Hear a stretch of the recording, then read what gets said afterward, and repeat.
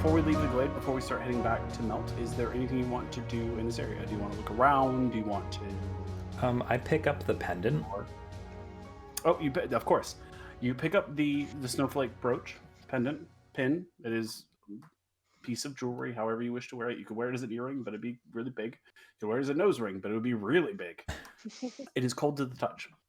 It is not ice cold, but it's cold to touch. And even holding it in your hand where it should absorb the warmth, it remains slightly cold. Cool. And I kind of gesture to them. Anyone mind if I grab this little artifact for myself? It's ice. Sure. Okay. Pilot, any objections? I don't say anything. Just turn around. Okay. Just turn around. Okay.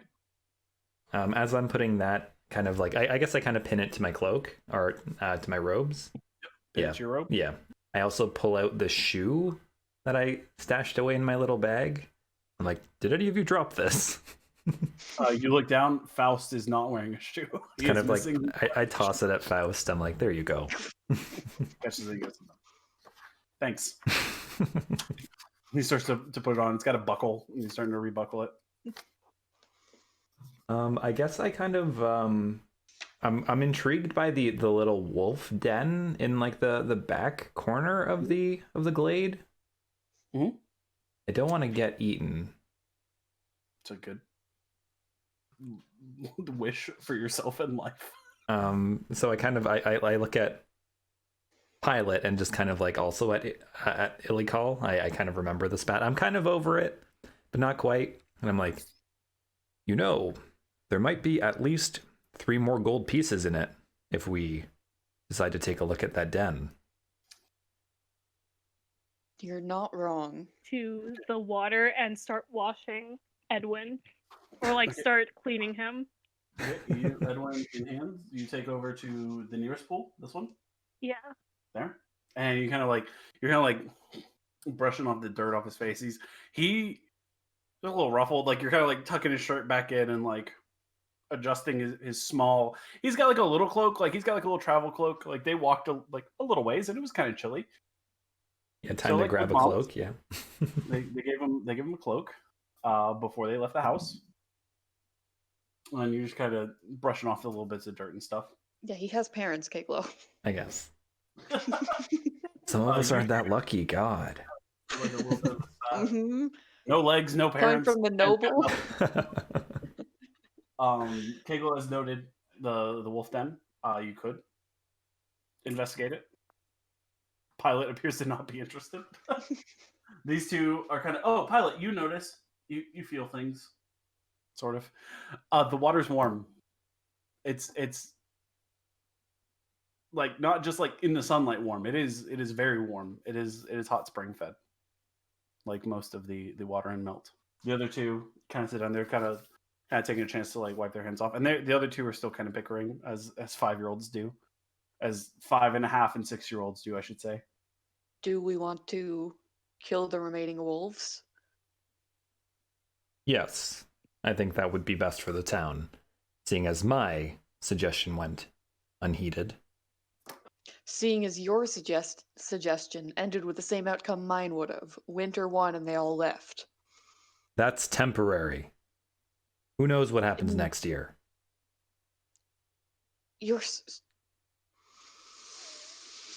Ilikhal tries to compose himself and like drops it before After he you. punches someone.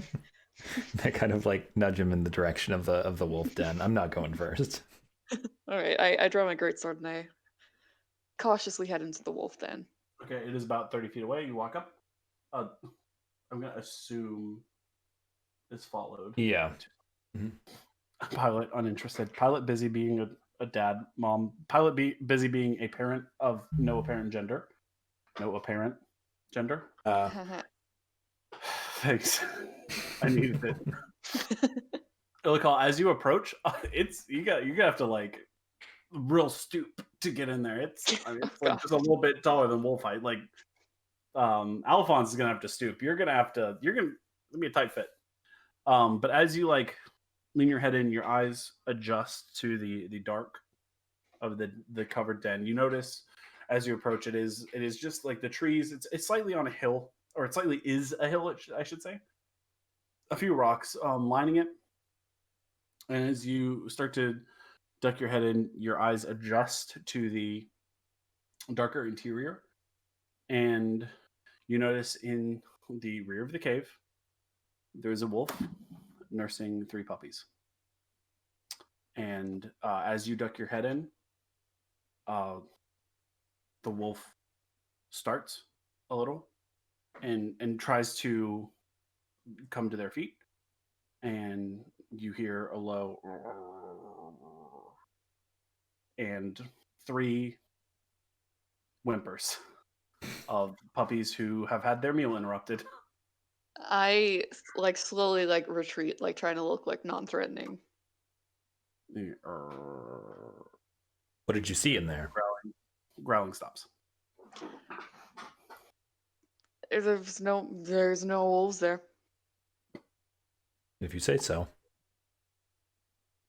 I'm not going in there. His eye is twitching a lot. It's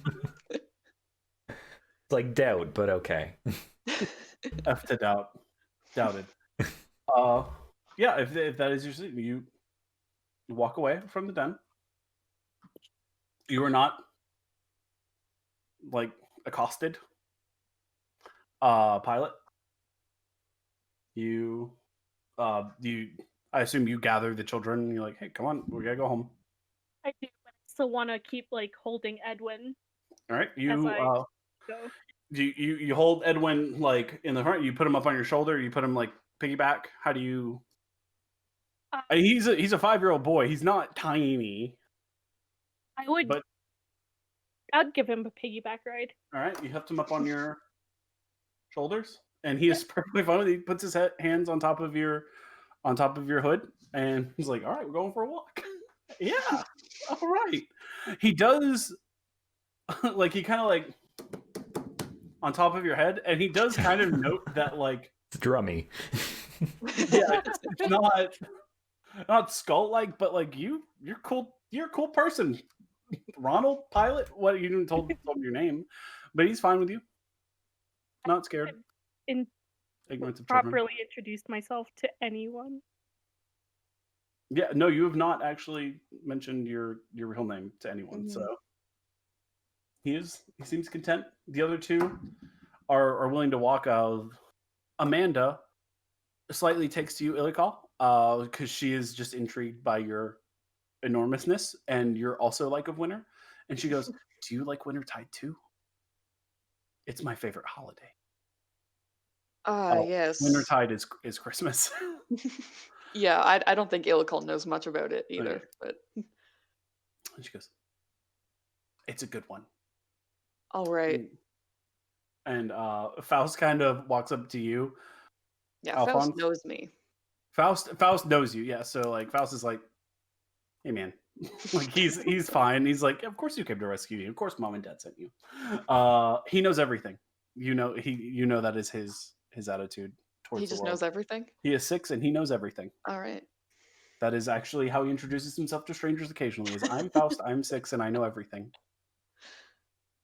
And he has that like nod. And he goes up to you, Alfonz, and he goes, "You're a half elf." Cool. Excellent observation, child. What can I call you? My name is Faust. I am 6 and I know everything. Nice to meet you, Faust. You will make a great addition to our group.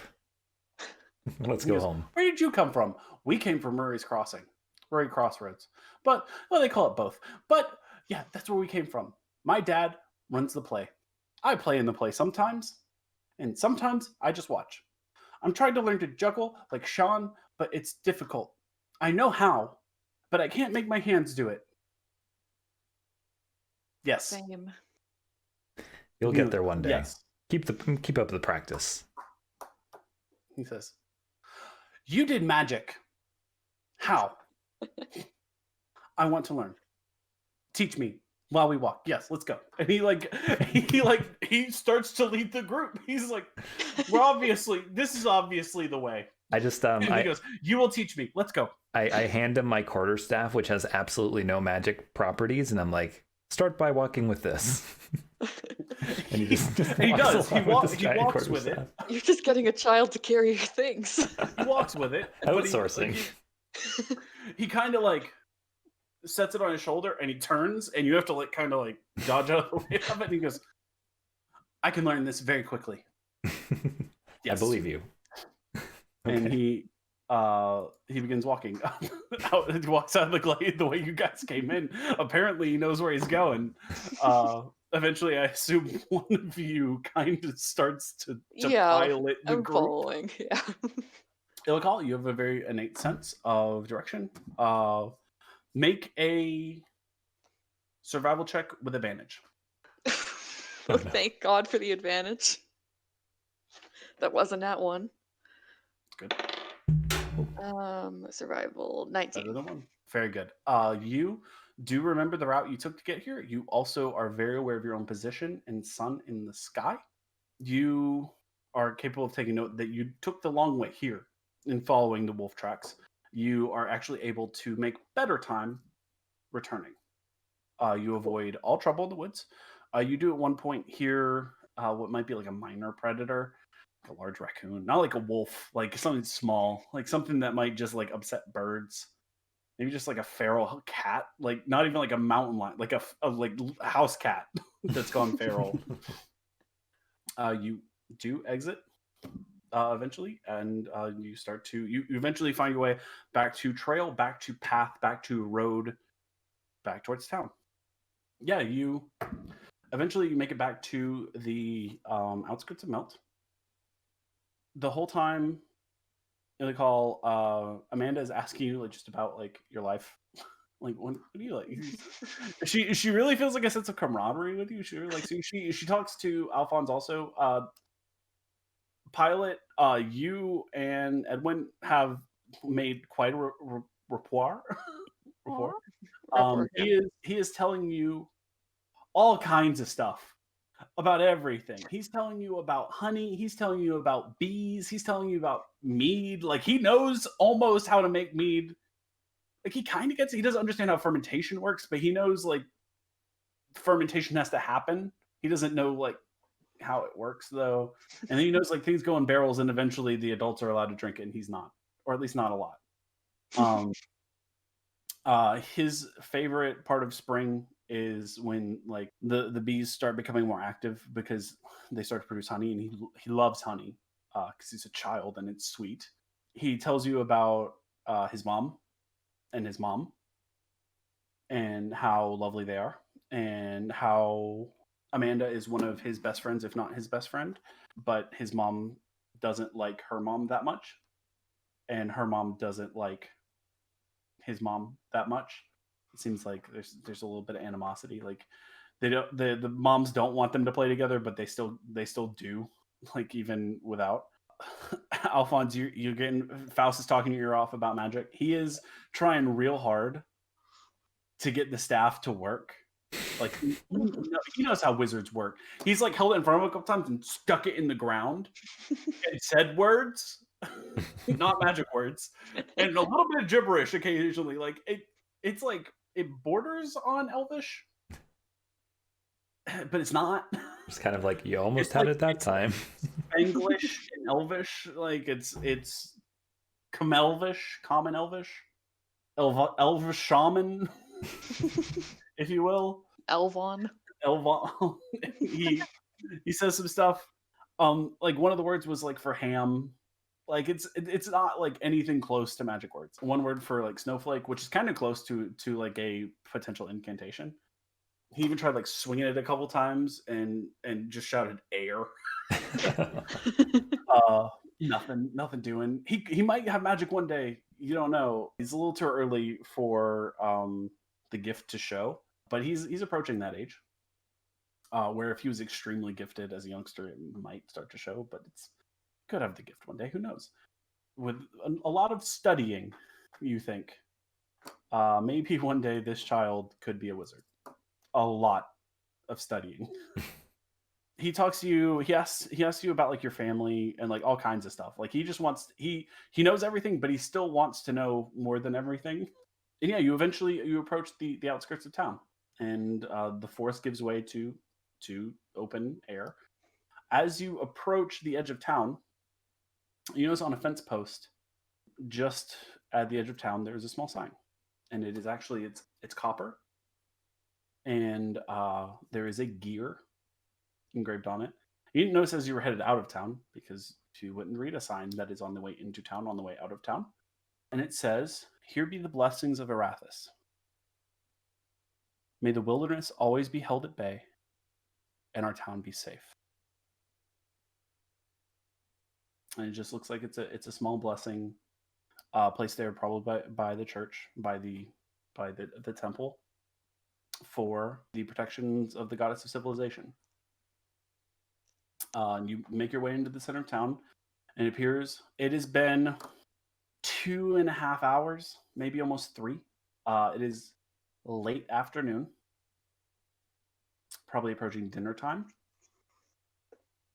The crowds have like kind of managed themselves. Everyone is still like trying to clean up and fix things, and the troop is trying to like start some form of like potential entertainment for later, but like it's kind of like everybody's just doing busy work.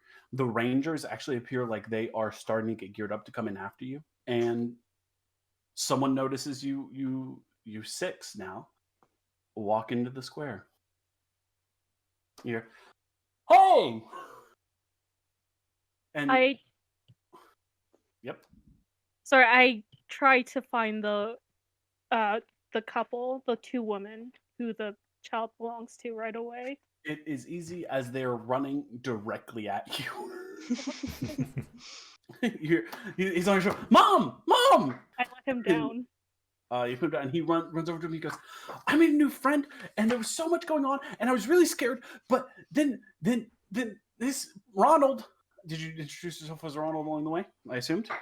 Then Sure. Ronald they're so great. He's great. And Ronald came and scared me a little bit and put the mouth over my head.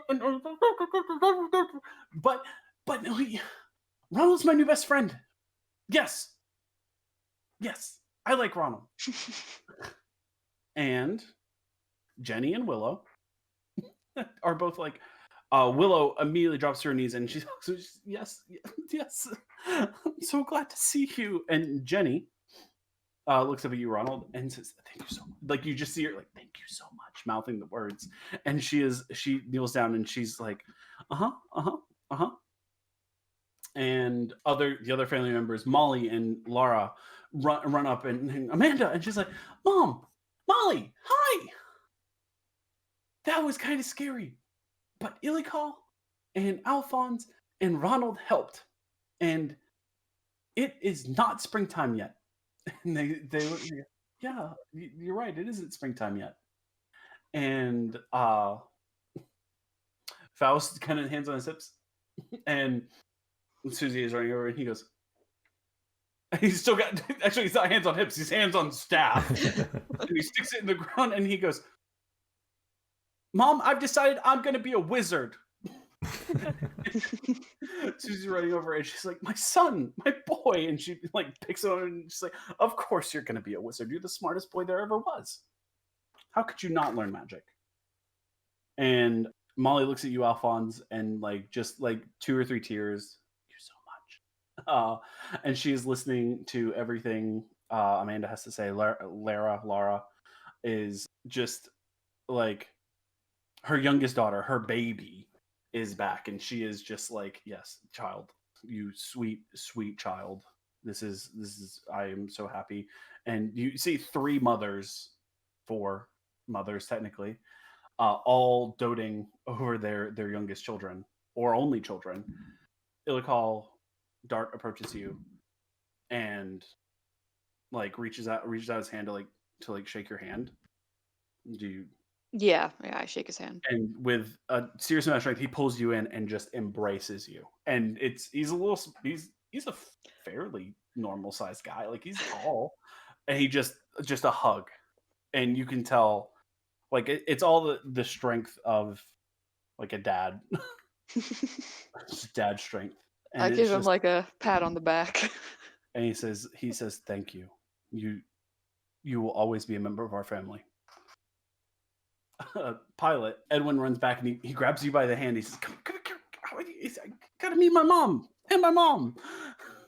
And he's like, "This is my mom, Willow, and this is my mom, Jenny."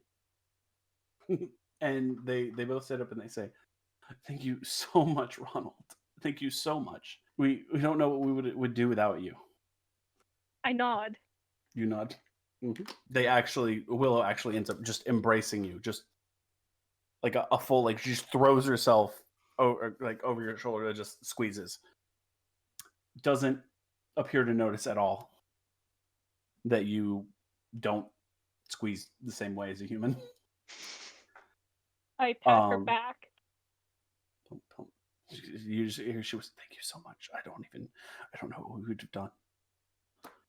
Molly walks up to you, Alfonz, and says, "You were very strange, but you kept your promise, and my family really appreciates that. And you are welcome to stay at our inn at any time. We will even kick someone out. No There will thanks always needed. be room for you." I was only doing what any passerby would do. I'm just happy to help. Someone from the back of the crowd goes, "Well, everyone's back. Let's continue celebrating." And the crowds are like, "Yeah!" And the moms are like, "Yeah, need that." And you realize it's Kosh, and he goes, "A round for everyone, courtesy of the meat and mead." And Lara and Molly go, like they have this like, Why didn't we think of that? "He got us. He got us." This Alfonz time. was really hoping for a hug, wasn't he? No, he's cool with this. This is fine. Molly reaches out to like shake your hand. Also, she says, "Thank you so much." Yeah, and he accepts it. Kind of like the two, like the classic like two-handed shake, just like. And in touching hands with her, you notice a small transfer of power, as two people with the gift tend to have when they touch for the first time. Molly might not know, but you do. Mm. Molly doesn't. Actually, Molly is confused because she feels it as well. She's like, "Whoa!" Like it's almost like an electric shock a little. But you felt it before. You've shaken plenty of sorcerers and warlocks and wizards. Actually, it would be sorcerers or wizards. It would be not magical sugar daddy power and not clerical. It would be arcane, but not gifted from a patron. You are aware of that, and you're a little like, "Wow, weird." And she's like, "Whoa, what's that?" And she like shakes her hand. And she goes, "Static, huh?" And she like kind of turns away, and like everyone, Kosh begins pouring from the tap and gives a round to everyone, and celebrations begin. The sun begins to set, and I should ask: is there anything anyone wishes to do? I would like to turn in the other wolf paw I got from the forest to the mirror. Yep. You turn into the mirror, and he like accepts it from you again and reaches into his purse, and he hands you 3 gold pieces, and he goes, "You don't have to turn this into me directly, right?" He is much more sober now. That is what I was told. He goes, "You could just turn it into Yosin. He would know better what to do with it." And like as he's confused, he just puts it in a pocket, like, and he's gonna forget about it. Oh God. He's gonna find it like tomorrow morning. Just be like, what? Yeah, and he'll have a day old wolf paw in his pocket. Wild Gross. 3 gold pieces to you. Cool. Thank you for your service. Is there anything else? Pally, you still have a paw. Oh, I'll just give it to him too.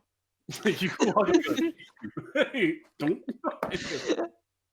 thanks. I- And he's just holding this one, and he reaches this is like his personal purse. This is like and he has like 3 gold pieces left, and he gives them to you as well. And he's just kind of holding, looking at it. Completely has forgotten about the first one. Now there is paw in the hand, and he's like, he walks off looking for something. I would hope you all partake in the free round. Absolutely. Oh yeah. Not Oh Yeah. the free round. The 3 of you have drinks. yeah. No, Ilikhal has already finished one drink. Yeah, the immediately refilled. The two women, Jenny and Willow, say, if you want a hogshead, we got you. You just stop by.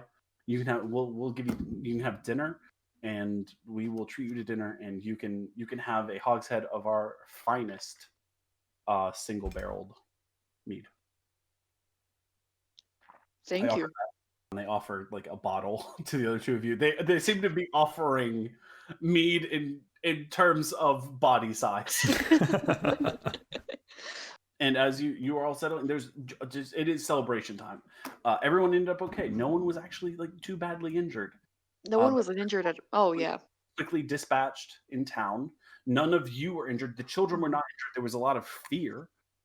Even the people that got knocked over, like as the wolves came through town, just minor scrapes and bruises. Literally, like no more than what happened in a bar fight kind of thing. But as you were celebrating, the sun does start to set, and sunset approaches, and you hear Dart and the troop begin to start, and you hear, "Ladies and gentlemen, boys and girls of all ages, we invite you to see our performance. D'Artagnan and the troop ere today invite you to watch our performance of the 2 queens." And everyone's pretty excited. This is a big deal. There's a play. There's going to be a full-on performance. And people start to gather around where they've set up the full stage. Do you 3 choose to watch the play? I should ask. Yeah. Ilikhal has seen this one before, but he's still watching. Mm-hmm. Yeah, absolutely. I get a refill, Okay. ready to tuck in. All right. Can I watch this from the roof? You can if you want. Sure, I'd like to watch it from the roof. You apply from the mead. That is the tallest building. You can climb up. You can sneak back there. You can do it again. You have done it once before. The route has not changed, and you have not changed in skill at all. You climb the roof. You sit. It's comfy enough. Feet dangle over the edge a little bit if you want to. Childlike whimsy. Dart picks up a lute and starts to play ambient music. It's slight tune, but it is not intruding upon the story he begins to tell. And there's a large curtain across the stage. And there's a light behind the curtain. And what you realize is the play begins as a shadow puppetry show. And Dart begins. In a time before the kings of our age, there were 2 queens. The queen of the earth and light. And you notice a shadow puppetry figure up here on the background. And the queen of air and darkness. And another figure opposite appears. The 2 queens each struggled for power and fought against one another ruthlessly. And as they fought, the seasons themselves responded. And you hear and you hear thunderclap, thunderclap, thunderclap noise. And it appears like wind blows across the shadow puppetry. Good and evil, air and earth, light and dark struggled to take hold of this world. And a figure enters onto stage. Figure dressed all in blues and whites and blacks. A woman. You all recognize Susie, Dart's wife. The music changes. She says, and Susie says, I shall take this world to be mine, and the sun shall never rise again, and the world will bend to my will forever. And thus, this is the way it shall be. You hear like a few people crowd, boo. Another figure enters on the opposite side of the stage. Younger, red hair. You notice this is Amelia in a wig. She is wearing light green and golds, this fiery red wig. She says, I will not allow that to happen. That is not to be the way of things. I will stand in your way. There's to be warmth, and there is to be goodness, and there is to be light. And I will not allow the likes of you to take everything from this world. And the queens struggled against one another, and there was much turmoil, until it was decided that humanity would intercede. And 3 children were plucked from their mothers. And you see, like, Faust comes on stage as this is his part. He is one of the children. And Sean, the comedian, dressed like a child as much as possible, comes on stage. And another member of the troupe comes on stage as the 3rd child. And these 3 children were to decide the way things should be. But the tribunal could not decide. For they loved the seasons equally. And so it was decided, the queens between them, that the world would be shared, and their peoples would additionally settle the world. And you see two more figures walk on stage behind. The children leave, and 2 more figures step onto stage. One, entirely in regal clothing, extremely long pointed ears, makeup done to make their face look very angular. And next to the Summer Queen, next to the Queen of Earth and Light. And next to the other queen, a figure completely dark of skin. Again, with pointed ears and just snow white hair. And it was decided that these queens would allow their peoples to settle in this world and be their ambassadors. But the struggle was not done there. And the queens, and then it says, and the queens departed back to their realm. And the 2 queens leave. And thus, the world traded in seasons. Until one day, there was a betrayal. And you see the darker figure, and the other figure have been kind of going about their own business on the stage in a way. They're acting out like existing and creating civilization. And as Dart says this, the darker figure looks over at the figure dressed in greens and golds, more regal, until the betrayal happened. And the figure in dark pulls a weapon and sneaks up behind the figure dressed in more regal clothing, and dagger directly into the back. And the crowd gasps because it looks like a real dagger. And the figure in gold, no blood, nothing. It is a show, after all. And the figure in gold staggers, and falls.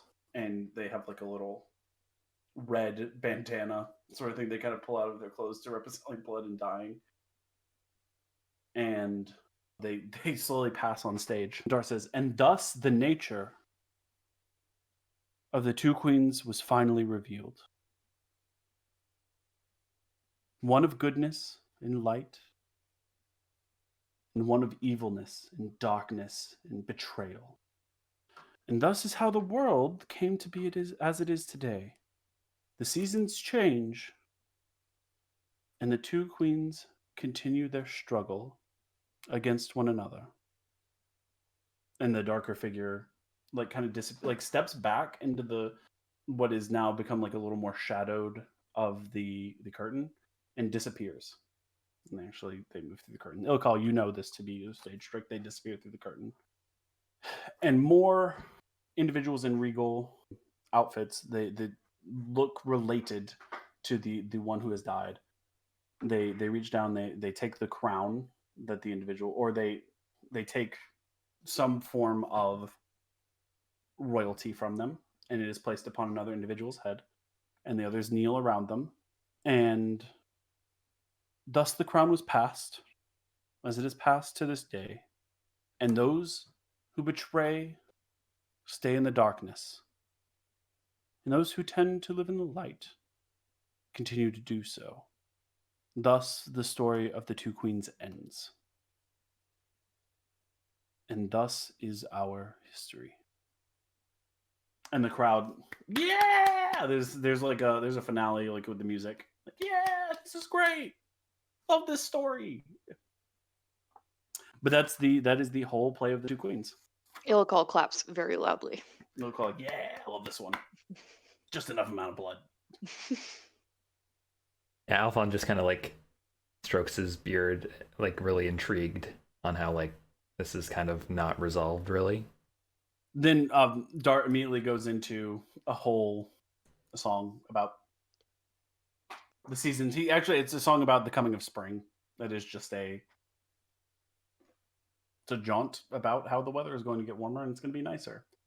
But as the sun is completely set at this point, you do notice a few snowflakes fall as winter has not quite given way to spring. I raise my glass to the sky and take a really big swig. You took your glass up on the roof. Nice. Glass to the sky. That's some skill. No acrobatics check required. Pilot is just that cool. Yeah, what do you guys want to do as revelry is taking place? If you I'm gonna take up Willow and Jenny on their offer. Okay, that will probably be tomorrow. Okay. The 10th Muse is just out of town. It's probably a little bit of a walk. I think they're actually staying at the Meet and Mead this evening with Edwin. They appear to be partaking. Yeah, they appear that they are taking part in everything in appropriate moderation, but they appear to be staying here this evening. Okay. Mir appears to be partaking again. He's having a good time.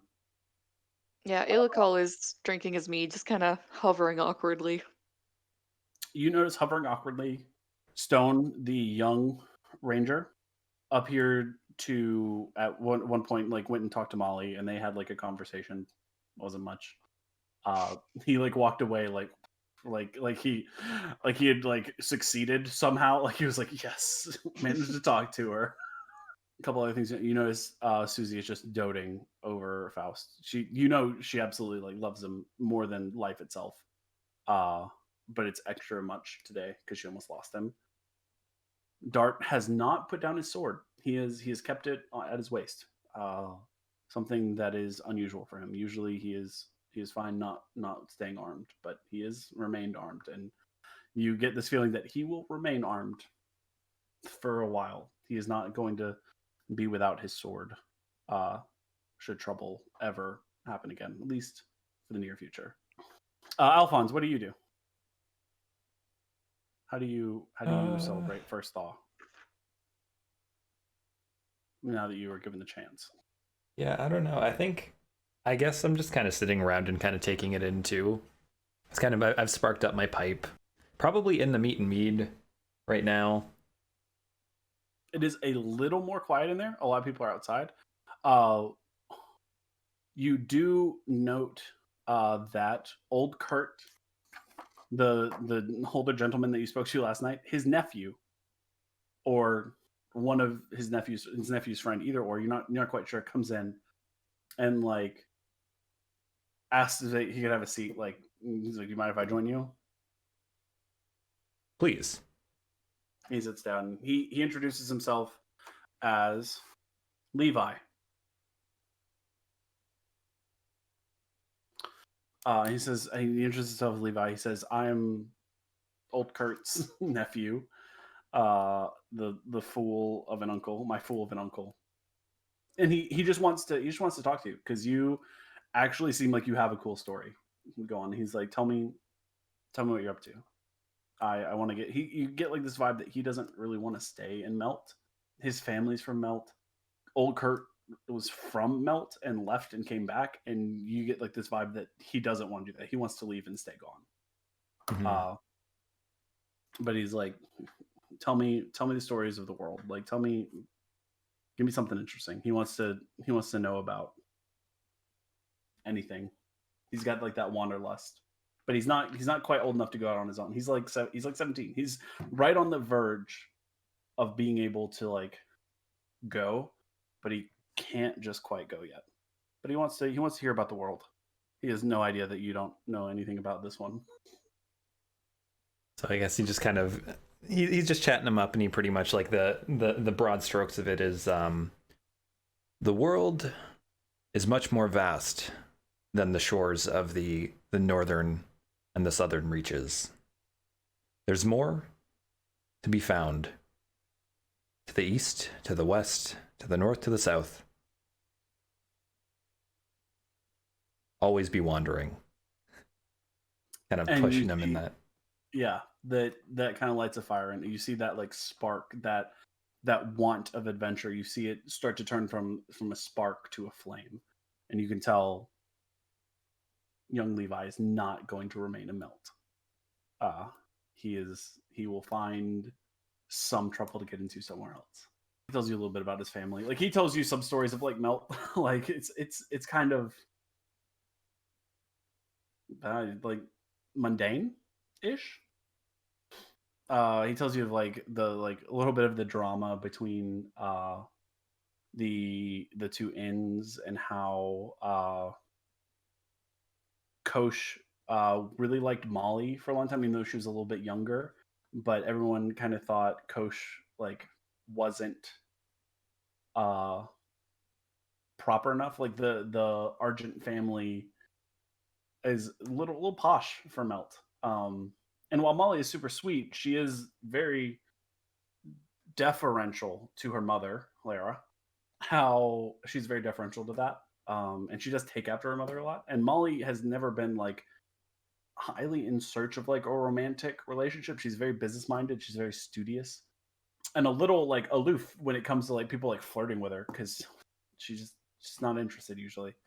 And you talked about that drama that happened, and like Molly and Krista were friends through a long time. Like, this is something he remembers as a kid. And then Krista marrying Kosh was like this weird, like, potentially Kosh was settling, but not really. And they seem really happy now, so whatever. He's just giving you like all these little like mundane drama things happen in Melt. Tells you that he thinks his uncle is absolutely insane, but at least he's done stuff, but he doesn't believe half of the stuff his uncle says he does. But he wants to find out if at least the half that he does believe, he wants to go find out about. So you get that. Pilot, sitting on the roof. I'd like to take out my beeswax and start seeing if there's any joints that needs to be fixed up. Take out your large jar, glass beeswax, and you notice that there was a little like around like what your collarbone would be, your little nod. You fix that up, and it's nice and it's good. You noticed in running through the woods, you pick out a few like leaves that have kind of like settled in joints or like places. and you do like your kind of nightly maintenance, and you're feeling nice and limber. You're feeling pretty good. You handle all of that. You can also observe like all this celebration that is happening below. As the night goes on, it gets a little raunchier, little bit more PG-13, less PG. Sorry, I was saying I was going to partially passively look at the entertainment and passively at the same time looking out for danger. Okay, what is your passive perception? Well, Go for that. 12. Mhm. Yeah, as the night goes on, no strange noises, no howls of wolves. Doesn't appear there's an imminent danger. You get this sense that Melt is safe for the evening. I think Ilkhal's gonna head into the meat and mead anyway, and on his way to bed, but he sees Ilikhal there and he might stop to talk. Okay. Ilikhal goes in, sees Alfonz sitting with Levi, and stops to have a chat. You two also, in saving the children, have plenty of free nights at the end. You're not from here, are you? What gives you that idea? Says very sarcastically.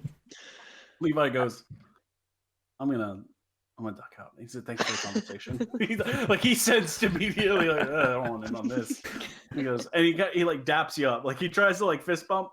He's like, he wants a fist bump. I kind of like grab his fist, like, you know, like yeah, that's exactly it. Nice. And he goes, cool. He walks out. I kind of gesture over to Kosh, just like at my empty mug of mead, kind of hoping for a refill. He gives you like a finger gun. He goes over to the top and he starts to pour another. As you're talking, he will trade out the cups. I'm from Storm Range Mountains, down south. How about you?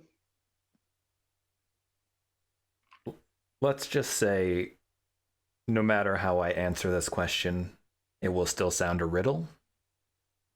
I think, simply put, I'm not from here, and I want to be where I'm from.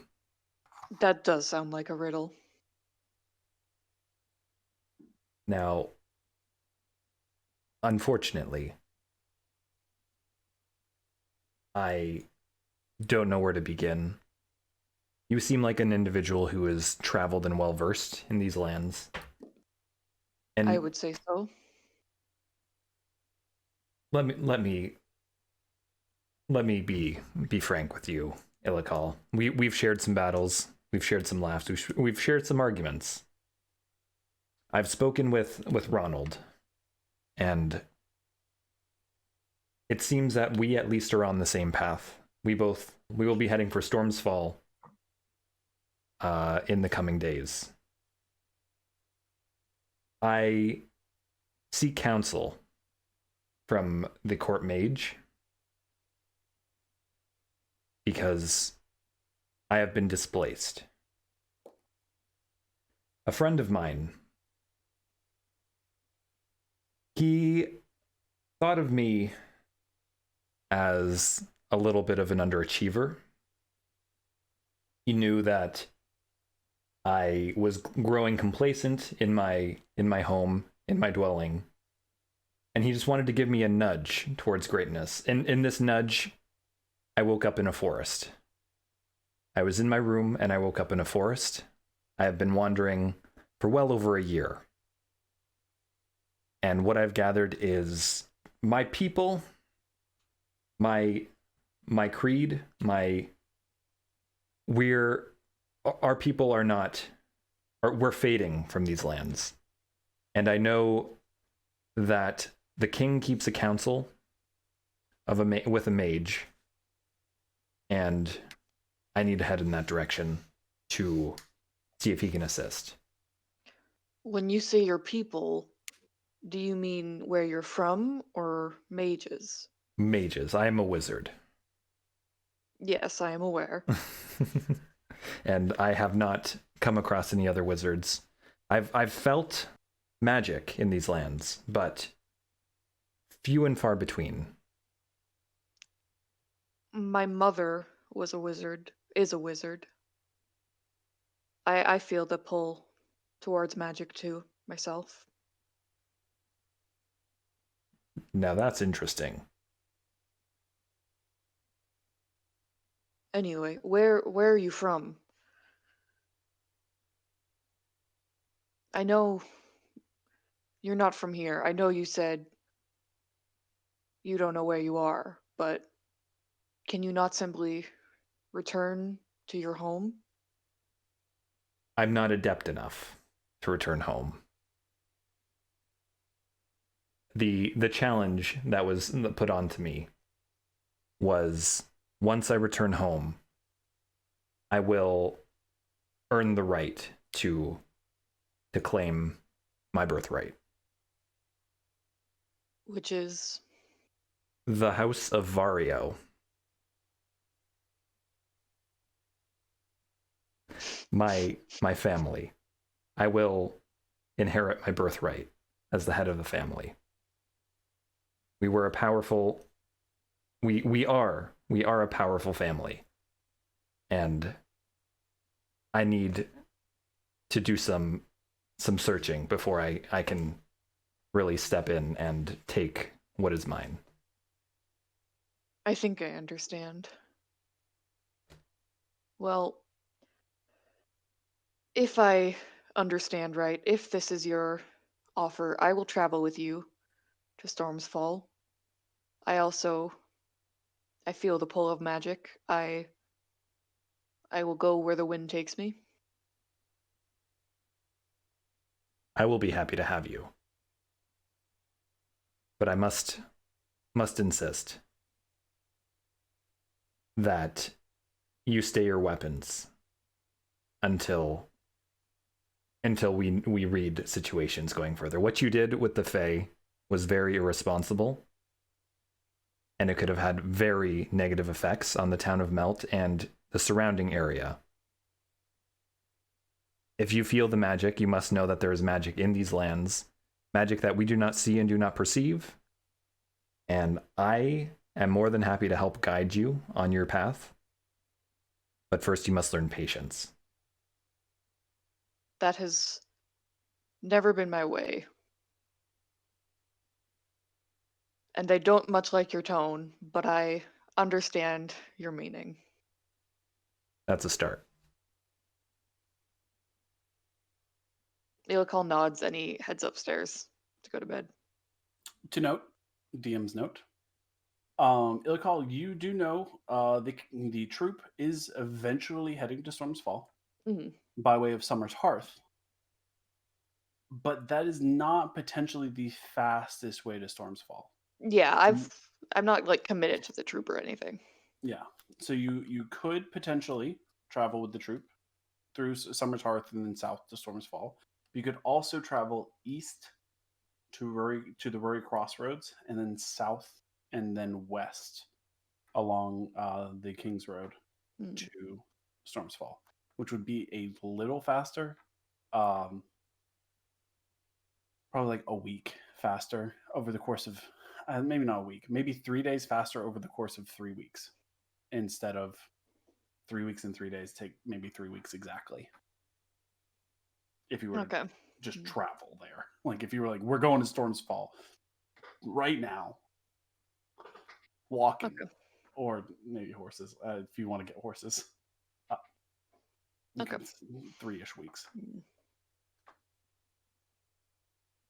You are aware of that, Alfonz. You know it's south. You kind of have an idea. It's the big city. Yeah, I've been following a lot of roads. Follow the signs. Yeah. Pilot on the roof, hanging out on the roof all night. Yeah, I'm just gonna... You also have a room. Like they Ronald's a hero. You can have a room if you wanted it. I think I'm gonna stay on the roof. Okay, pilot on the roof. It's like Fiddler on the Roof, except not musical. I don't think pilots ever experience a true proper bed, and I don't think they need to start now. I don't know. You don't know.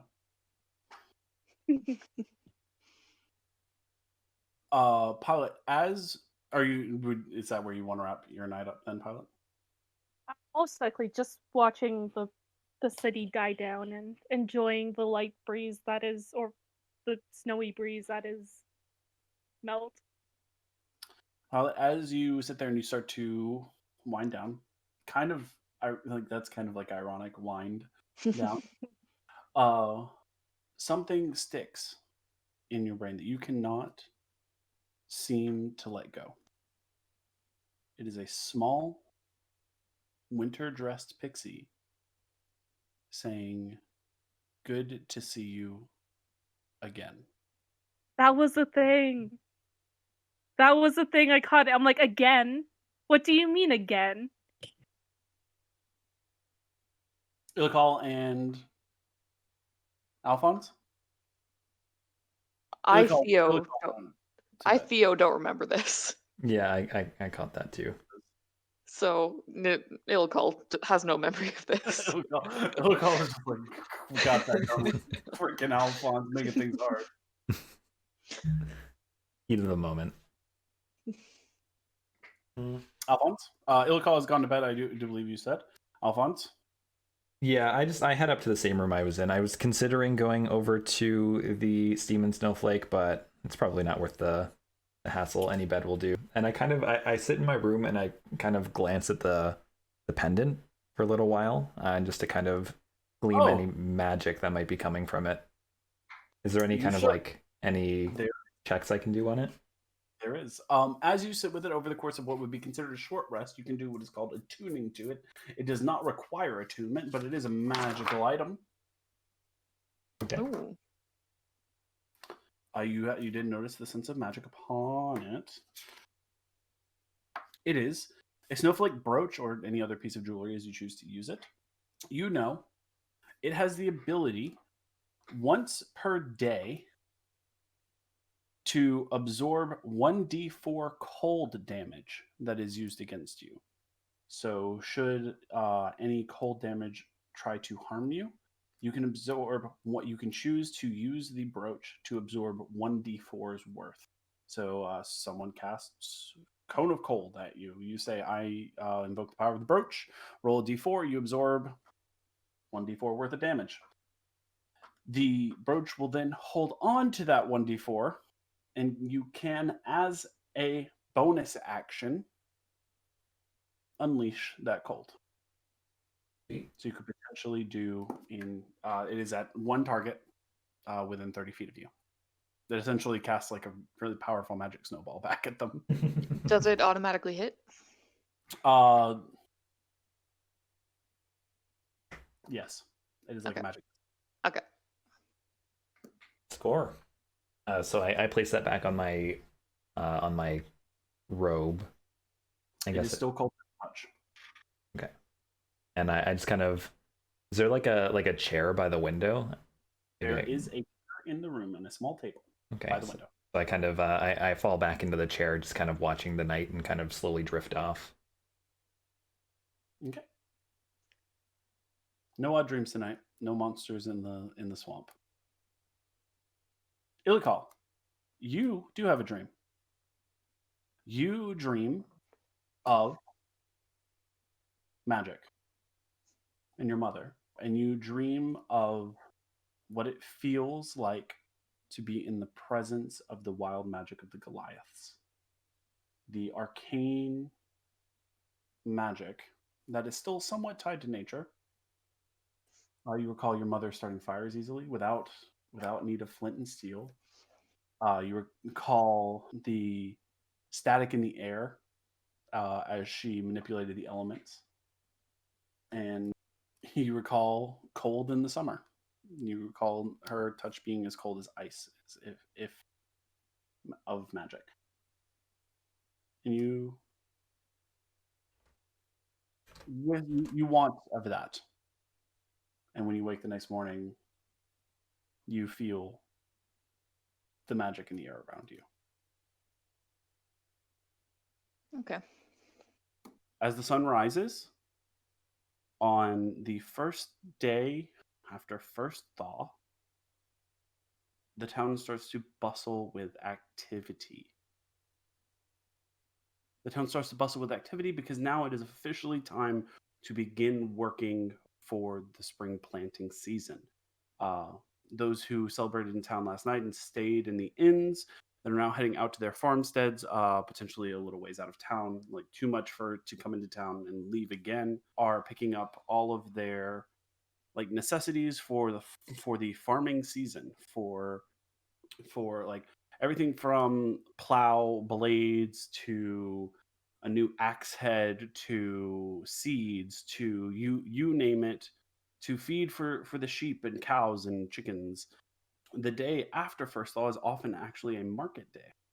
Today is the first day of the week. First Thaw happened to fall on a whatever their Sunday is, the 9th day of the week, and the town's kind of bustling with activity. Pilot, who has slept on the roof again, is the first to wake, quote unquote, as people come into the square and set up small like carts for the market. There's everything from like dried goods, dried fruits, preserves. The blacksmith actually brings his cart into the center of town. You see him come in early with just a bunch of very utilitarian tools that farmers, foresters, and general like laborers might need. He also carries along with it like there's like a sword, a few arrowheads, a pretty big set of horseshoes, among some other things, but it's mostly tools, not necessarily weapons. But they start to bustle, and the bustle starts, I should say, and the troop is starting to wake up as well and starting to pack up. They're getting ready to travel on to Summer's Hearth, travel east to Summer's Hearth, and then eventually south to the capital of Storm's Fall. Ilikhal, you would recall D'Artagnan talking about the plan is to make it to Summer's Hearth by the first day of spring, celebrate the first of spring within the town where they can make performances, make money, and then head south to Storm's Fall, hopefully getting there at a time. Storm's Fall is always a good time to make, like, for business. It is the big city, so there's always money to be made. But the troop doesn't stay in the big city because with the money comes also like dangers and legal issues, and sometimes somebody gets into trouble and ends up in jail, and all the temptations and vices of the town are there as well, or the city, I should say. So Pilot, you are the first awakened, I will say, by the rising sun and crowing of roosters and the bustle of the people down below. What is your wake up routine like? Do I know which rooms Alfonz might be staying in? Would you have talked about it? Let's say you could potentially determine it by making just a intelligence check. Just a bland intelligence check. That way you potentially like overheard what room Alfonz and Ilikhal might have been staying in, and maybe you might have noticed while sitting on the roof some of the noises coming up from the various rooms and noted which ones are your companions. Got a 13. Not quite enough. There were a lot of people staying in the inn for the festival, and a lot of noise, and you couldn't necessarily discern who was who. So you are not aware of what room specifically they're staying in. All right, then I would like to wait on the ledge of the roof for Alfonz to come out. Okay. Alfonz, Ilikhal, how are you two feeling post celebration? How hard did you celebrate? How late did you sleep in? Are you early risers, or are you feeling much more refreshed? Ilikhal's a fairly early riser. Okay, so It wasn't yesterday, but you awaken. You celebrated well enough, but very hearty figure. Feeling pretty good. Very feeling relieved that Faust was not harmed and that you were able to save your small friend. Same bed as yesterday. A little too small. Not too bad though. yeah. First thing I'm gonna do, get ready for the day, and then head downstairs, get breakfast. All right. I assume you are preparing to leave today as well, so you make sure all your stuff is inside of your pack. You check your purse, a little bit of coin, as D'Artagnan paid you, and you back up and you start to head downstairs. Alfonz, are you a late riser or an early riser? Pretty early. He fell asleep in his chair by the window, so he didn't have a very comfortable sleep. So he just he wakes up and just kind of is watching the town out of the window for a little while. But he starts getting ready, and he's ready to hit the road again. So he heads downstairs as well. Okay, yeah, Alfonz, you happen to hear as you are kind of watching everyone kind of pick up. You hear commotion from across the hall as your large Goliath comrade potentially gets ready, and you hear the opening, closing the door, and the large footsteps as Ilikhal starts to head down the hallway. So, if you wish, you can pack your small amount of belongings that you have collected over your journeys, along with your purse, your quarterstaff, your hat, and you prepare to go downstairs as well. Yep. You both are awake early enough today to be part of the actual breakfast crowd. And as you come into the common room, it's bustling. Like it is there are a good dozen, maybe 2 dozen people here, all post celebration. Maybe they're here for the market today, but Kosh and Krista are running a busy breakfast service, but they're doing a pretty brisk business. So you two could, should you wish to eat breakfast, you can have that here. It is included in your room if you would like to have it. If you want to step outside and kind of see what the day is bringing, Ilikhal, you would know the troop aired today is going to be getting set up, ready to leave as well. So you can always join them. Yeah, I'm gonna get breakfast first. All right. Yeah, Alfonz isn't one to skip a meal either. Table, bar, are you going to sit together? Yeah, I think we run into each other at the bottom of the stairs, and maybe we get a table together. All right, you take a seat. Krista comes by and says, "Oh, good morning. Good morning. Can I get you something breakfast?" Yes, absolutely, of course. And she didn't actually take your order. She just said, "Yes, you're getting breakfast, of course." And she goes, "Drinks, water. We have a pot of coffee. We have tea. We have that's about it this morning. Can I get you something to drink?" Yes. Yes. Coffee, please. Me as well, please. Coffee for the both of you. Okay. And she runs back in the back, and she passes by a couple other people and back and forths. And she comes out with a big serving tray, and she gives a couple drinks to a couple other people, and she comes out to you two and a couple cups of coffee on the table.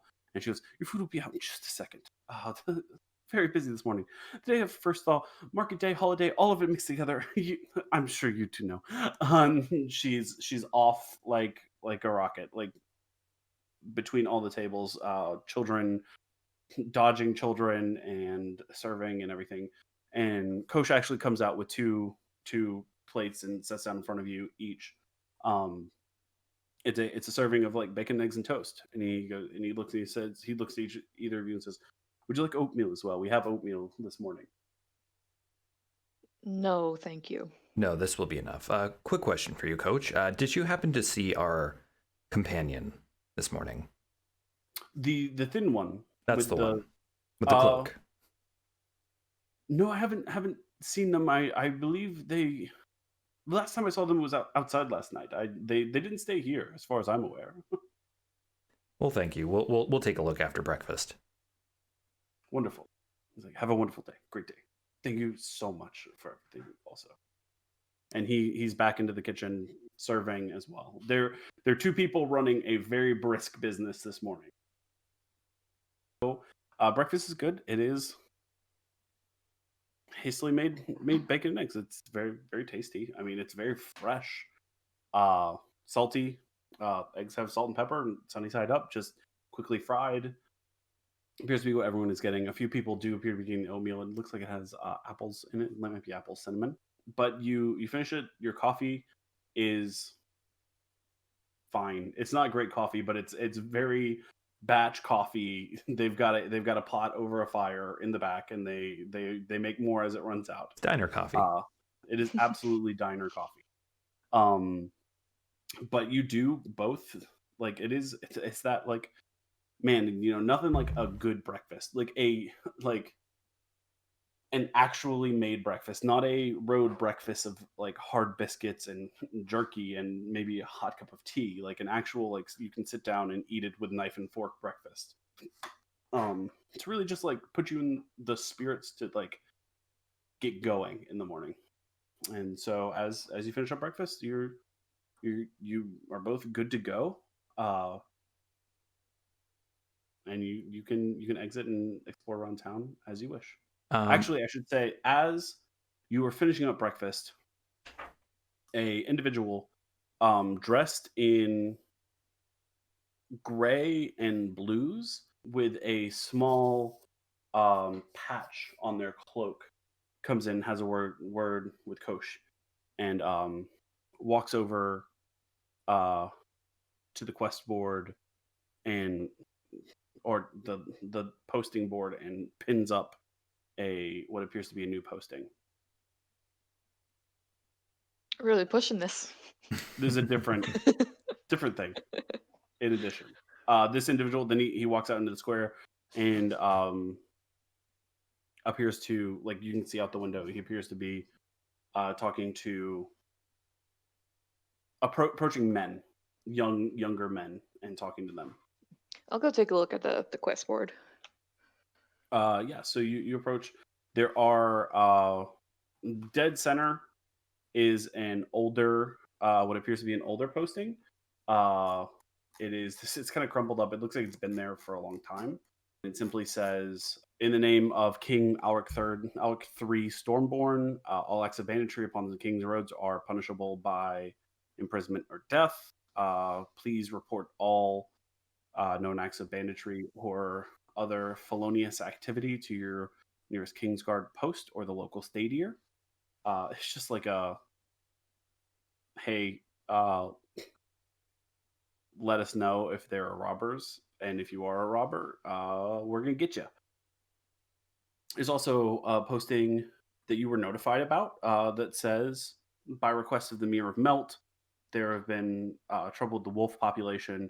Anyone who brings a wolf's paw, 3 crowns reward as proof of a slay. We just held the wolf population. And one that you heard about from Krista, Ilikhal, it says Hive Help, 10th Muse Metery. The ladies at 10th Muse need help setting up some hives. They need someone to really, it's a little day labor. They're willing to pay a prince a day or a bottle for 3 days work, helping set up hives for the spring bee season for the new queens. And then what appears to have just been posted says, by request of the Kingsguard, by way of the Rury Crossroads, Stadier of Rury Crossroads requests any help, any volunteers who wish to participate in a harpy hunt. There is a harpy problem by the Rury Crossroads. Report to the Rury Crossroads Kingsguard outpost, or and ask for Randall, is what it says. It appears that there's a harpy problem around the area of the Rury Crossroads. Okay. While Ilikhal is checking that out, I grab Kosh and I ask him if they have any kind of like road ready meals that I could purchase just to take with me. Yep. He says, absolutely we do. For 1 day's rations, he says, We have he goes, we can give you three road meals for 5 silver pieces, or we can do 5 for 2 gold pieces. So you can have 5 days worth of food that will spoil within the next month. Like it is like it's hardtack bread and dried meat and nuts and berries. So he says 5 silver pieces per day, or you can get 5 days for 2 gold. So you essentially get buy 4 get 1 free. And how many days is it from here to either Summer's Hearth or Rory's Crossing? Do I know that? It appears you've not been to Summer's Hearth. But based on the talk between, like, you've heard the troop talking and Ilikhal talking, it's about a week to the very crossroads. It might be just a little more to Summer's Hearth, maybe like just like right at 2. Okay. Maybe 2 weeks. Okay. Yeah. But there are small towns along the way. Based on what you've seen and what you know of, like, the map of the northern reaches, the Rory Crossroads is the big city of the area. It is much larger. It's probably 3 to 5 times the size of Melt. And where they talk, it is the local governing area. So it is much larger. I'll buy the 5 meals for the 2 gold pieces. Okay. Take with me. It's 5 days worth of meals. So right. It's 15 meals. Okay. I feel like I should probably buy some. Yeah, you can also along the way you can always take time to hunt or forage or whatever. It's Okay. always an option. Just depending. You've been traveling with the troop, so you haven't needed prepared meals. That is something that came as part of your salary. Was you get 3 meals a day. They are meals. You are not. You might be a little hungry. They're not Goliath-sized meals; they're human-sized meals, but that comes with the pay, and that is one of the conveniences of traveling with a troop or with a caravan of some sort. I'll head over to Kosh as well. Want to see what Alfonz is doing, and I say, it was sorry, it was 5 silver for 3. 5 silver pieces for a day's worth of meals. For yes. a day's. So I'm handing Ilikhal a pouch of 5 days worth of food already. I'd purchased 2, and one is I'm just handing to you. It's kind of like a gesture. So I bought you one. Thank you, Alfonz. Much appreciated. My pleasure. So you each have an additional 5 days worth of ration on top of the 10 that come with your character. Oh, is there? Oh, I didn't know. You're good. I was almost certain that you didn't, but you will. But you have 15 days now, so that is just enough to get you to the Rory Crossroads if you want to go that route. Yeah, you head outside. Mm-hmm. Yep. Right, I asked about the board, if he saw anything interesting on it. We could head to Rory's Crossroads. They seem to have a harpy problem they will pay for help eradicating. Now, you know your way around these regions, and I know you spoke about it, that you had just come from Rory's Crossing. Do you know if that... It does seem, from my kind of basic understanding of the geography, it's a little bit out of the way, but would you say that this road is a safer travel, perhaps? It right? It is the main road there. So it is the most secure of roads. Doesn't mean that bandits aren't possible. It's not like a backwoods road in the middle of nowhere. You would take the road south out of Melt down to the main road that runs between Summer's Hearth and Rory Crossing, or Rory Crossroads, and that's a large east to west road. That is what that road is what is the main road connecting kind of the eastern and western parts of the kingdom, other than the south road, which runs past Storm's Fall. So this Yes. is the other main east-west thoroughfare, relatively well traveled, but that doesn't mean that travelers disguised as or bandits disguised as travelers don't exist. Among other things, the King's Guard do patrol, but I mean it might be like once a week. Yeah, so I tell Alfonz it is fairly well traveled, but it is only as safe as any road can be. And is this harpy problem something you think we would be equipped to deal with? It sounds like they're recruiting as many able-bodied people as they can. I think we would be in good hands.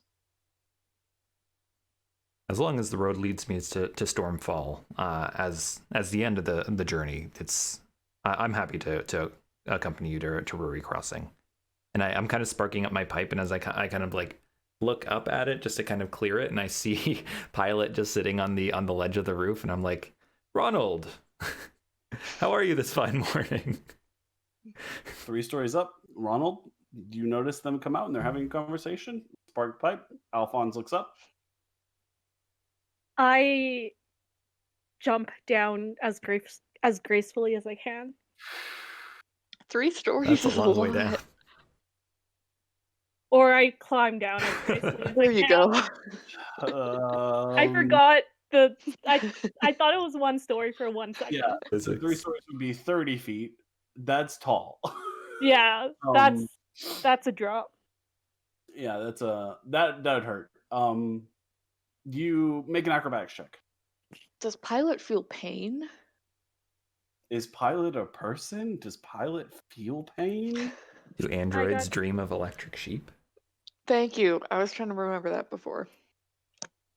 I got 17 for acrobatics. Okay, Nice. very gracefully, Alfonz and Ilikhal, you see Ronald go to just like slip off, like just kind of like as someone would hop off of a wall that their feet were about 6 inches off the ground. Ronald just slips off the edge of the roof and falls down towards you, and in 3 movements catches himself on a ledge of a window, scares the person inside the room, hops down, grabs a sconce that is lit, and lands on top of the meat and meat sign, and then hops down the rest of the way, and clunk, lands right in front of you. Do a backflip. I do a backflip. Nice. There's a backflip in there as well. How are you this fine morning? It's fine. Just parroting back what I said. And I stare at him. That's it. That's it. I just stare at Alfonz and see if he has anything else to say to me. So I just say, Ilikhal found a posting on the job board, and it looks like we'll be headed towards Rory's Crossing. Will you be joining us, as discussed?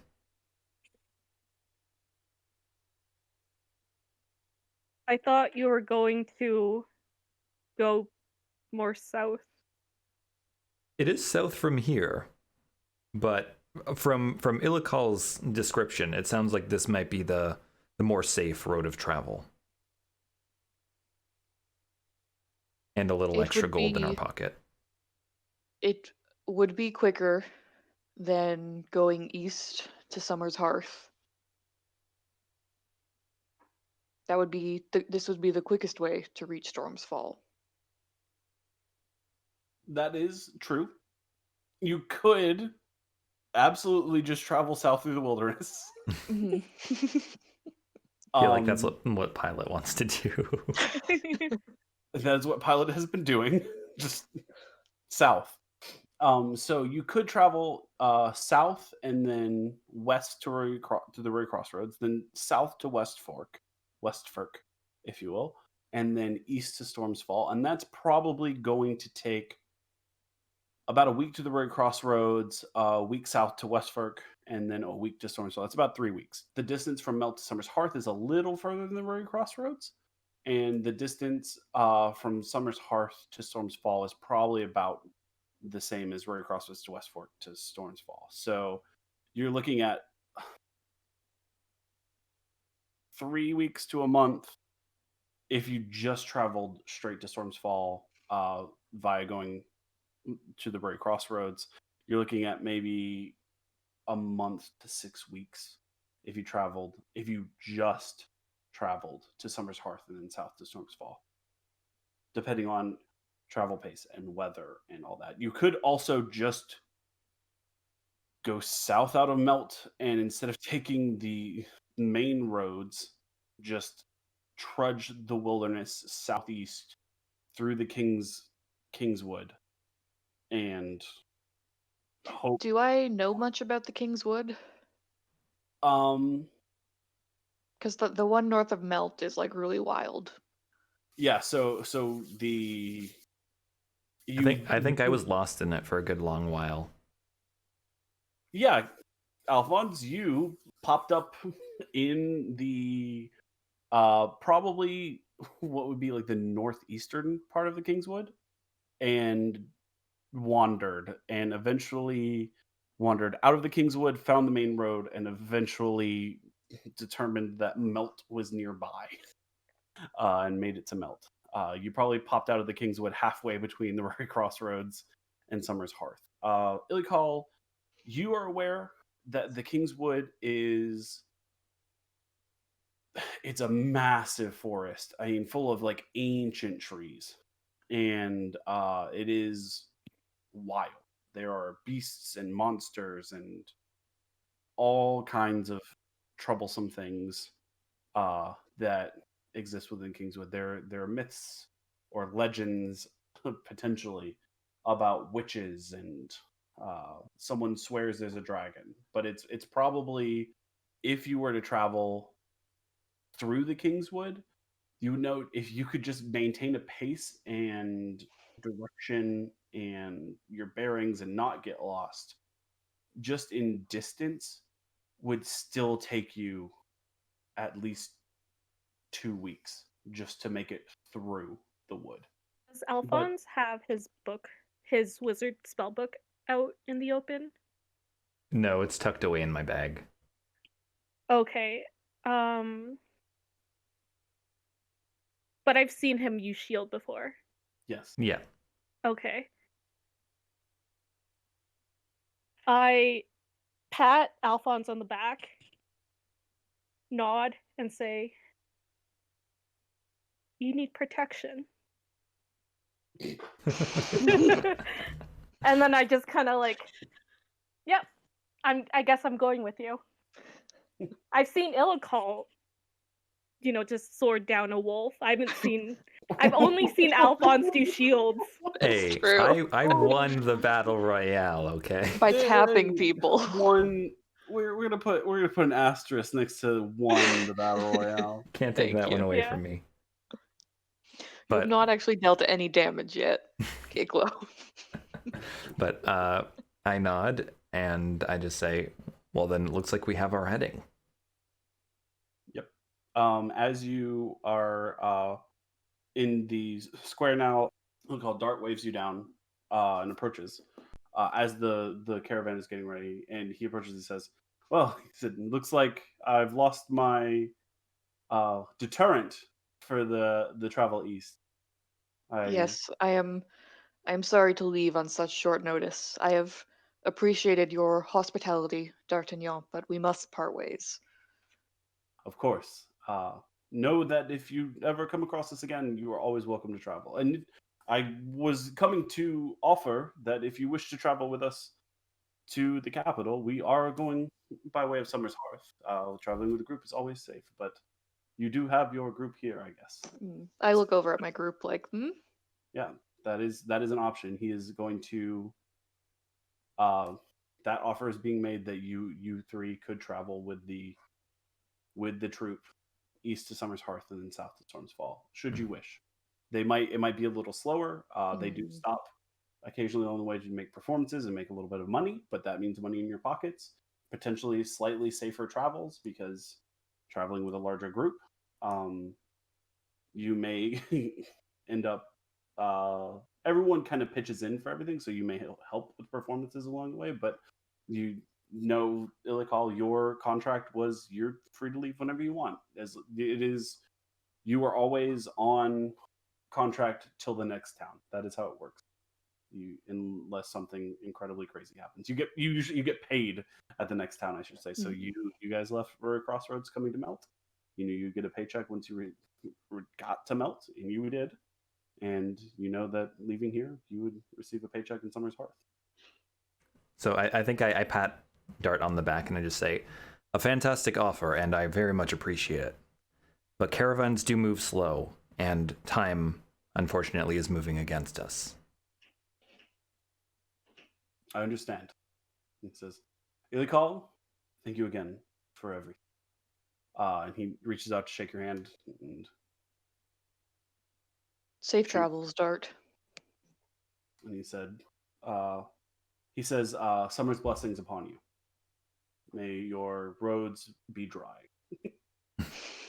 And Love that. with a flourish, heads back to the group and immediately barking orders. And the caravan is out. It is morning time. They've been packed up. They're heading south out of town.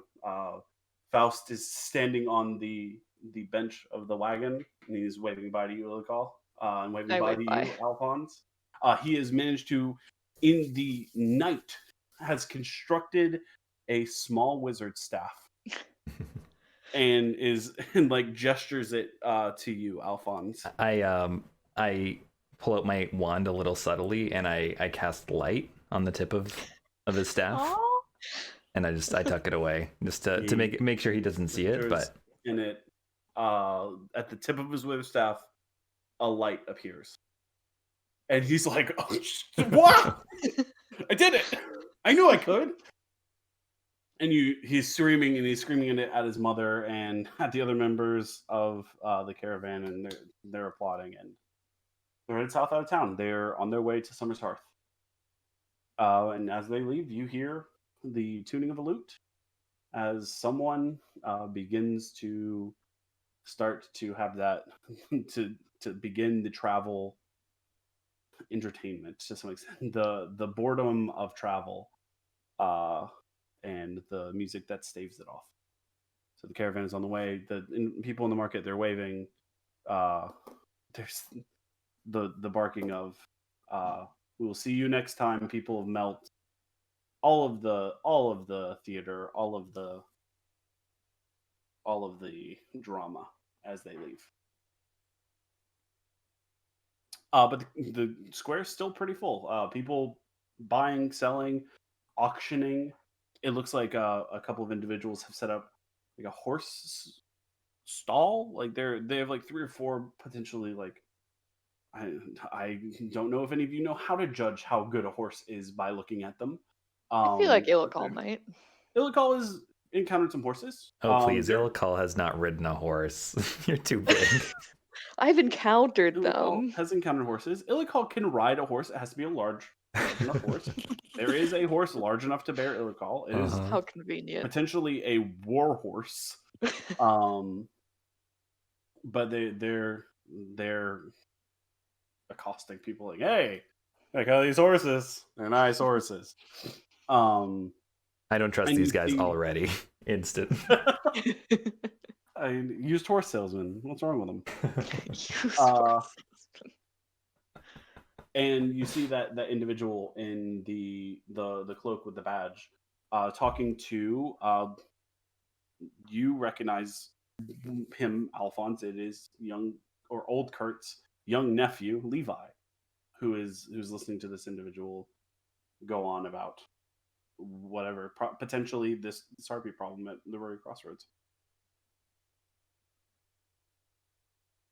But there's tons to do here. If you guys want to set off, that is also an option. It's early morning. It's not like 6 a.m. early. It's like 8:30 early. Is there any business any of you have in town before we leave? I'm always ready for the road. Yes, it says the guy who fell asleep in his chair last night because he was so tired. He was thinking. It was a mood. Where would I believe his name was Edwin? The little boy that I carried on my shoulder. Edwin is the son of the two owners of 10th Muse Meadery, Jenny and Willow. Jenny and Willow are. You look around. Yeah, yes, please. They are here on market day. They brought in a few kegs of meat. They have a wagon set up. It is just a few stalls down from where you are. It is by the general store and the baker. It's actually between the general store and the baker. And Edwin is there, sitting on the cart with the mead and everything. And he has a couple of they're not dolls, but they're not quite action figures. They're somewhere in between, and he's making them like argue and stuff. Yeah, so Edwin is there with his moms. And they're selling mead. They are selling mead. That is what they sell. They have some other honey based products. There's some like a couple jars of honey and honeycomb. There's some beeswax.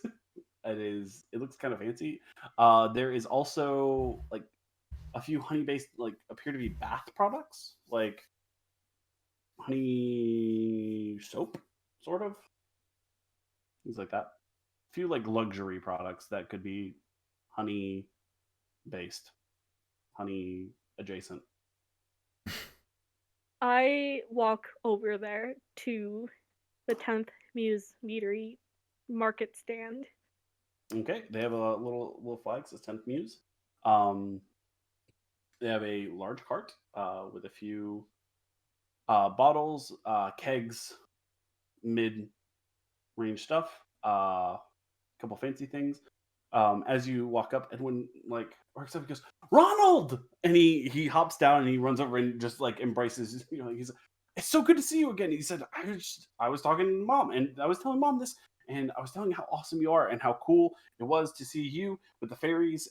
And there's a dark-haired woman and a lighter-haired woman.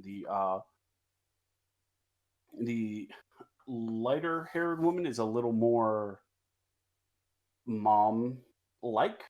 She has like some soft. She's like soft features. It's like a mousy brown hair, and she like looks like she smiles really easily. And she comes out and says, "It's good to see you again, Edwin. Please do not, as lovingly as it is, please do not assault our friends." And this is Jenny, his mom, and the other woman who is currently doing business with somebody haggling, a little more businesslike.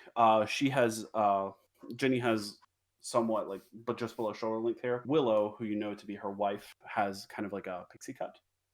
Has a little sharper features, potentially some not Fey ancestry, but Elvish ancestry, but like generations back, with their kind of high cheekbones and her ears not quite pointed. She's not a half elf for sure. Appears to be really haggling with this man who is attempting to buy some amount of mead, and like Willow looks like she clock him. Like she's not having whatever he's trying to pull over on her.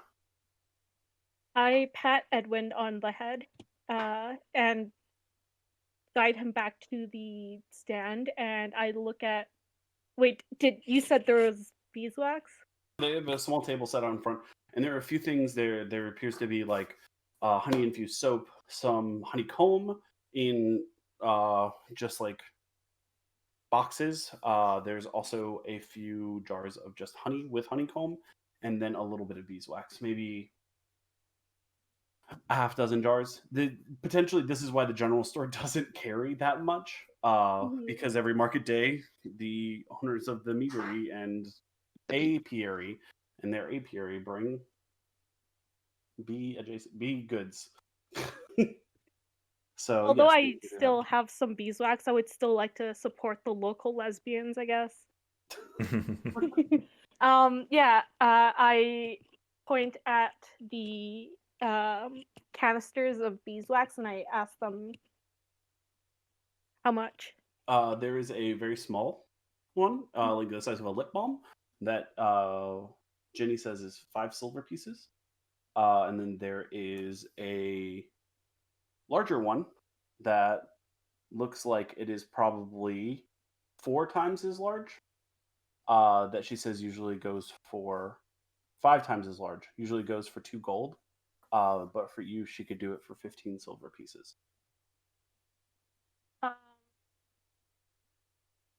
I put down 2 gold. I thank her for the discount, but I still want to support their business. She blushes and she pulls out 5 silver pieces and places them on the desk. She said, "You saved my son. You do not pay full price." She will not accept 2 gold. Oh, Classic standoff.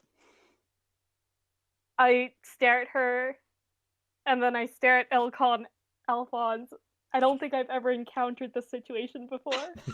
I kind of come over and I kind of brush the coins off into my hand, open Ronald's hand, put it in, close it, and I say, "Thank you so much, and I hope you have a great day and summer's blessing upon you."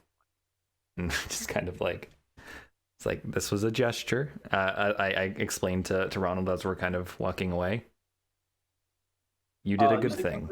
You say summer's blessing upon you, and she kind of like, that is not a local thing. Like, I know that, like, Dart said that to you all, which is why I'm parroting it.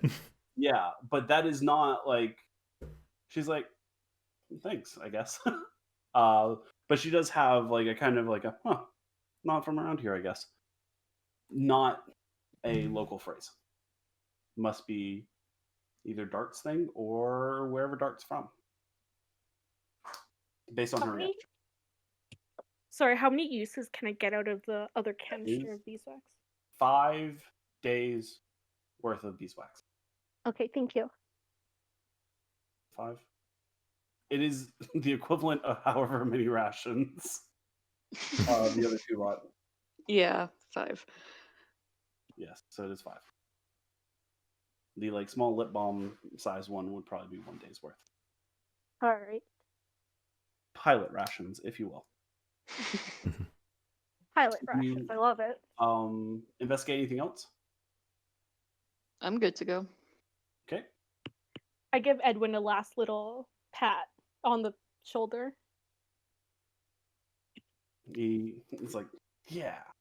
And then you, like, as he's like walking away, you hear him say, like, he's got like the tuning, like, you kind of hear him say, "I'm Ronald, and I'm here to save the day."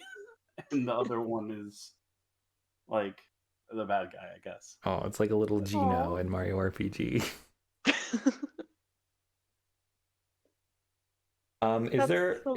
Is there any stands that are selling like old tomes or anything, or is it not that kind of market? This is more of a farmer's market, sort of. It is more of a business market, trade market, if you will. Potentially the general store might have a couple books. Maybe the temple? I'm on bad terms with the temple. I don't think I'm going to be going back there. Wait, what? I pretty much told the dude that his god was a joke. Okay. Yeah, you did. Okay. I don't remember that. No, yeah. I'm good then. I'm good. And there's also, you guys have heard that there is a bank in Melt should you wish to deposit funds or anything along those lines. That's the other thing. And then you also know, well, Pilot knows all of the businesses in town. Pilot did actively make a map, so you know that there is. You guys did visit the Drafts and Draughts and did not pay for healing potions, but you guys have also seen that there is a fur trapper and rare plants and herbs, as well as a bakery, general goods, and the blacksmith is currently square. But if everyone wishes to head out of town, that can be done. Yeah, I'm good. So I'm good. just for my knowledge, we're all like equipped and ready for the road, right? Is there anything like blatantly missing that might bite me? I mean, I guess you don't really always have to get answer one that for question, but no, I mean you've got food for a few days, enough to get you where you're going, as far as you're aware, as long as you're not awkwardly stopped by anything along the way, like a giant black dragon attack, which you have no reason to suspect that would happen. Nor do I. Yeah, I mean, other than potentially like purchasing a horse, which Ilikhal, you cannot Afford? Yeah, you cannot get a horse. Ilikhal Okay. you are aware of the price of horses. Yeah. You are aware your purse is not that heavy. Yeah, that's why I didn't go for it. Pilot, you have no idea how much a horse costs, nor do you know why you would want one. And Alfonz, you have never paid for a horse. Your family has stables. So you also don't know how much a horse costs. Like 75 GP. Is it? Yeah. That's on roll20.net. Yep, horse riding, 75 GP. But you could get a mastiff. You could get 3 mastiffs and a cart for 75 GP. are they Yeah. selling A 3 mas- mastiffs in a cart? A mastiff like a dog? Yeah. The big old pup. But mastiffs can carry 195 pounds. I love that. I love that for them. So you could have a snow sled. Or if you could find a camel, they're only 50 GP. Probably not in this region. That's a hard if. If we get a dog, I would like to name it Jasper. Mm-hmm. That can be arranged. Okay. I was bookmarking the equipment as well. So yeah, if you guys choose to head out of town, you can head out of town. Get out of town. Yeah, I think we can get going. Yeah. I'm ready.